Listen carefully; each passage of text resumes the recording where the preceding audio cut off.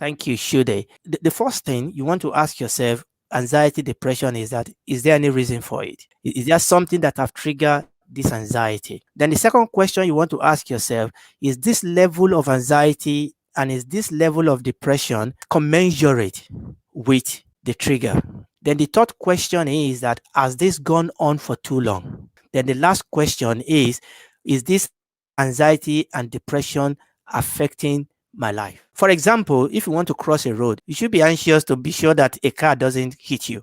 But if it has now come to a point that a person will not step beside the road because they've seen somebody hit by the car, this is not them crossing a road where cars are flying by. They cannot move close to a road. Now, that is clinical.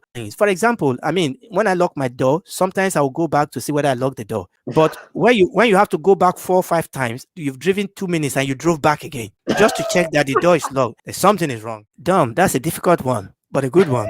If there was one thing you will encourage every man on this life to start or stop doing from tomorrow, what will it be? I don't want to be hyper spiritual here.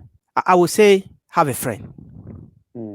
Have somebody in your life that is a true friend. I think the thing that have meant so much to me in my life is that I have 1 or 2 people that I can go to, either by phone or face to face, that I know they are there for me. Look, you can be in the middle of a crowd and you can be lonely.